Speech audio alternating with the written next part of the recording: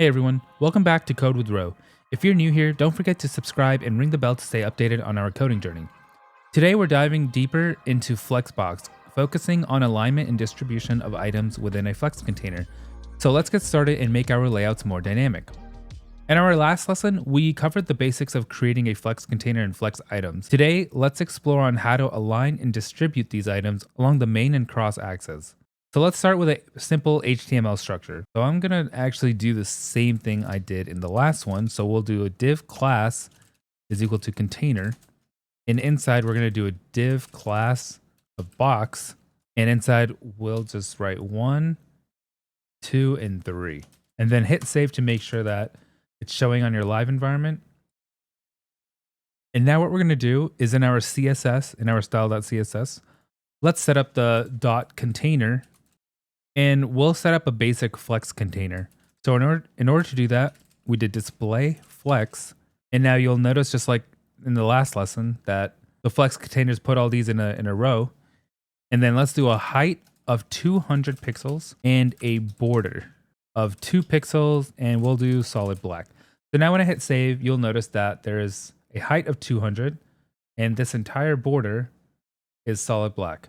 Let's add some CSS to our box class. So we'll do .box, and I'll do a width of 50 pixels and a height of 50 pixels. And now when I hit save, you'll see them kind of spaced out with their width and height being set to 50 pixels. And let's do a background color of light blue. And when I hit save now, you'll see they're all connected, so it's a little hard to tell. So let's just add a margin so you can kind of see the space around it, so we can tell where the boxes are. So once I add this margin, you'll see the white space go around it, and these are the boxes that we're going to be focusing on. Now let's explore different alignment properties. Justify content aligns items along the main axis, which is horizontally distributed by default. Under our container class, let's add justify content center. So now you'll see these items shift to the center.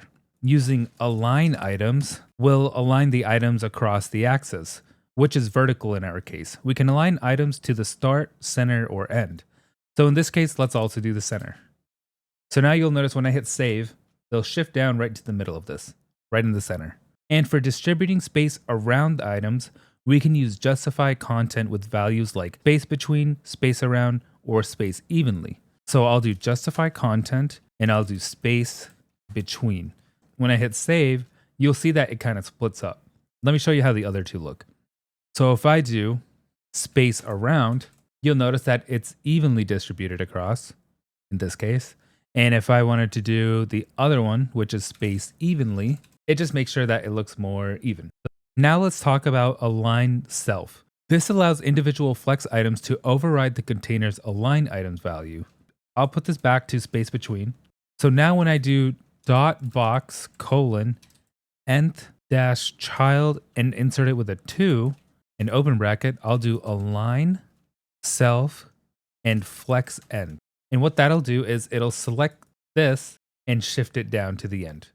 So let's say I did 1, you'll notice that the first item goes down. If I did 3, the third item goes down. And if I did 0, none of them would be flexed, or none of them would go down. So depending on what number you put in here, it will only affect it to that one.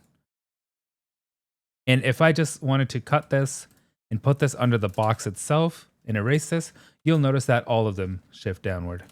And that's a quick overview of alignment and distribution in CSS Flexbox. Experiment with these properties in your own projects to see how they affect your layout. In our next lesson, let's dive into more advanced Flexbox concepts to create complex layouts with ease. If you have questions or want to share your creations, drop a comment below. Don't forget to like, share, subscribe for more coding tutorials. Happy coding, and see you in the next video. Thank you for watching lesson 13 of our ultimate HTML and CSS tutorial.